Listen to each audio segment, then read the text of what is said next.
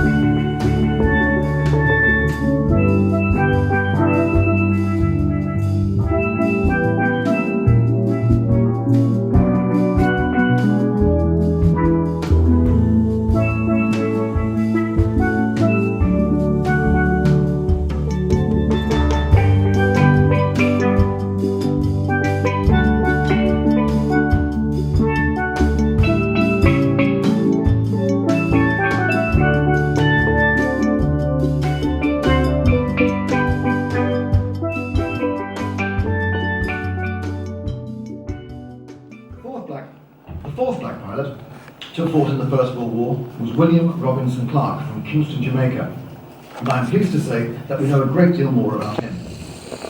Born on the 4th of October 1895, Robbie Clark learned about motor cars, becoming one of the first men to drive on the island, and was eventually employed as a chauffeur. In 1915, he paid his own passage to Britain to play his part in the war. The obvious question is, why? Why would an intelligent young man with a respectable job pay to come all the way to fight for the country that had enslaved his ancestors? Some 15,600 black volunteers joined the British West Indies Regiment, and a larger number of African volunteers also enlisted. We don't know exactly how many because the colonial governments didn't keep proper records.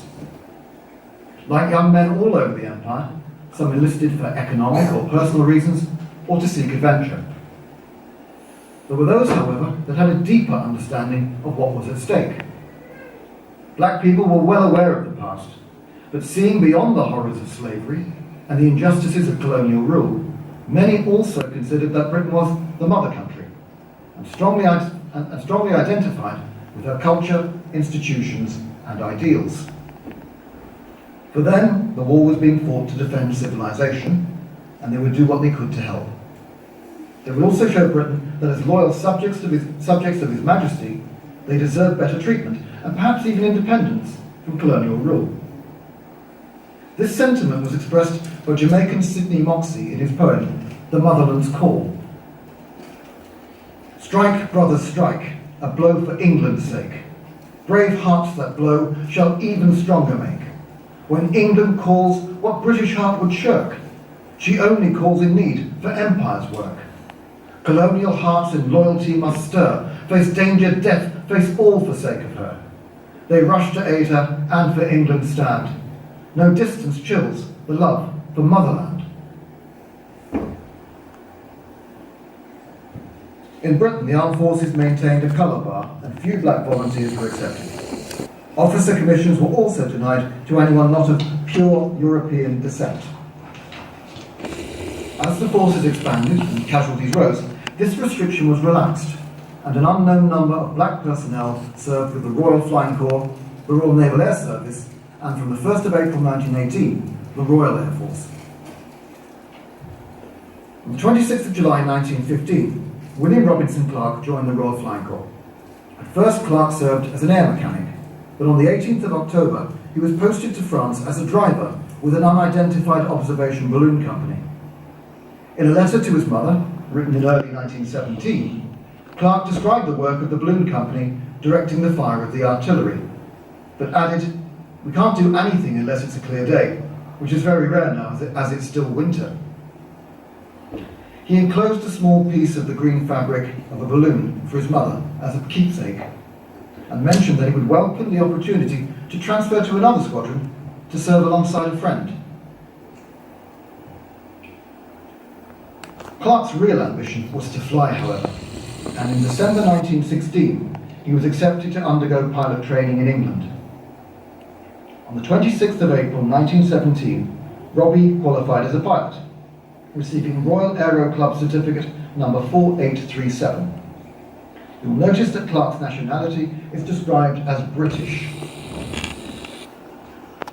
That was 100 years ago, and it is the centenary of Robbie Clark becoming Britain's first black pilot that has brought us here together today.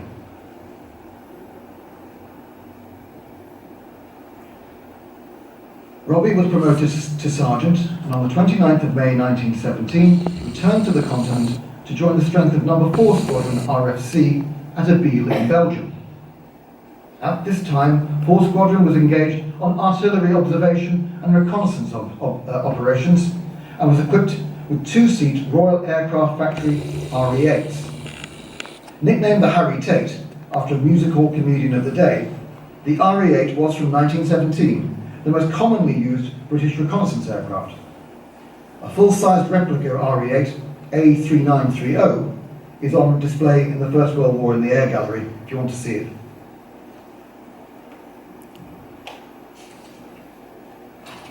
Clark began flying over the Western Front just before the opening of the Battle of Messines in June 1917.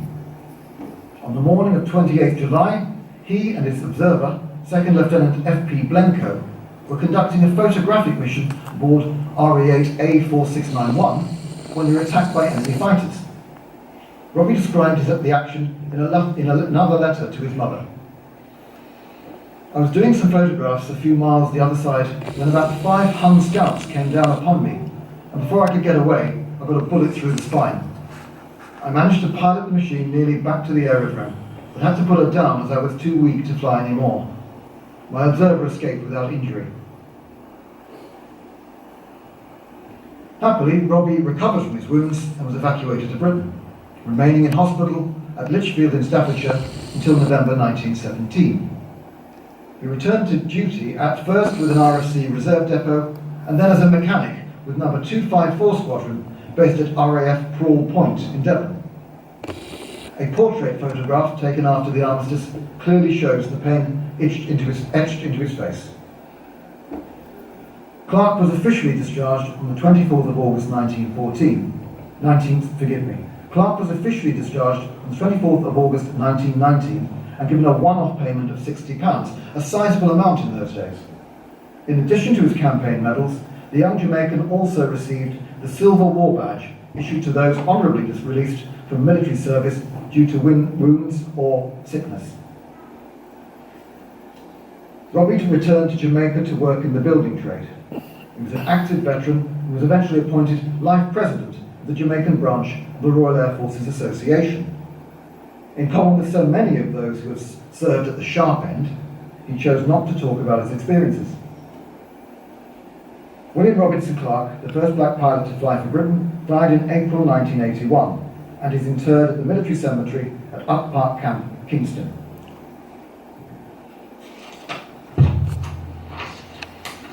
When we were putting together the exhibition Pilots of the Caribbean in partnership with Black Cultural Archives, the historian Mark Johnson was particularly supportive, generously allowing us to use his research material even though his book was ready to be published.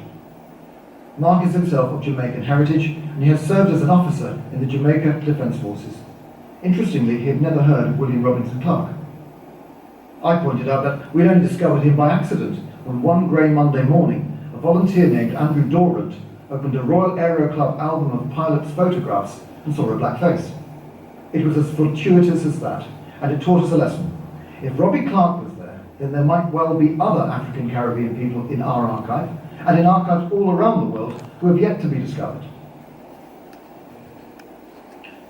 In 2015, Pilots of the Caribbean was highly commended at the Museums and Heritage Awards for Excellence, coming runner-up to the Tower of London Poppies installation. We're also proud that the exhibition has recently travelled to the Caribbean at the invitation of RAFA Jamaica. It will be displayed at the Jamaica Defence Force Museum, and it is hoped that it will serve to raise awareness of the inspirational story of the RAF's African Caribbean personnel, commemorating and celebrating their contribution to the defence of Britain and the defence of freedom over time. Pilots of the Caribbean have proved invaluable in developing our knowledge of the African-Caribbean contribution to Britain's flying services over time. One of the reasons for its lasting popularity is that it was created with the help of the black community.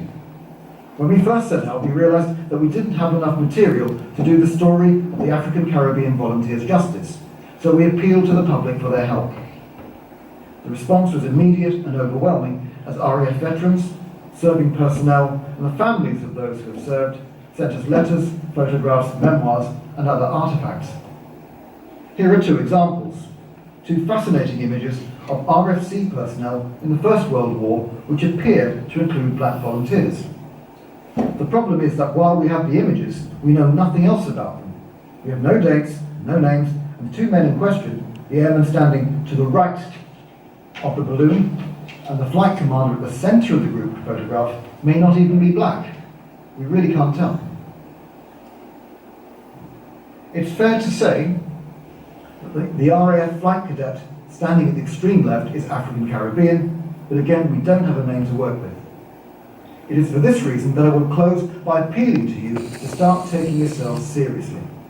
Take yourselves seriously and begin writing diaries of your lives that will be of value to your descendants and to the nation as a whole. Modesty is the enemy of posterity, and you owe it to others to record your fascinating lives, even if at this stage you don't think your life is interesting. Clearly, none of the men in the last three photographs thought they were doing anything so important they needed to record their names, and this is a real pity. Thank you very much. Right, so welcome those that haven't spoken before. Welcome to the Royal Air Force Museum. Things are changing. They're changing in terms of the site. They're changing in terms of the way we interpret collections. They're changing in terms of our attitudes to the material we have and the people we talk to and how we talk to them, which is wonderful. And I'm going to begin by embarrassing someone. I like doing that. Here we go. We are blessed today, very, very privileged to have Jade Nelson Williams. Jade, this is Jade. great grandniece of Robbie Clark. Wow. No, we had Annie with us coming, but we're delighted. And Dominique. And if you look into the young lad's eyes here, you can see Robbie. Right, on the 4th of August 1914, Britain and her empire went for war with Germany and her allies.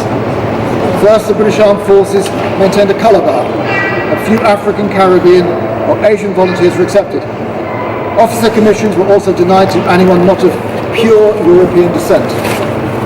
As the forces expanded and casualties rose, this restriction was relaxed, and an unknown number of black and Asian volunteers served with the Royal Flying Corps, the Royal Naval Air Service, and from the 1st of April 1918, when they were combined, the Royal Air Force. Next year we are commemorating 100 years of the RAF. Why did they volunteer? Why did they come? Like young men all over the empire, some enlisted for economic or personal reasons, or to seek adventure. There were those, however, that had a deeper understanding of what was at stake. Black and Asian people were well aware of the past. And seeing beyond the horrors of slavery and the injustices of colonial rule, many also considered that Britain was the mother country, strongly identified with her culture, institutions and ideas.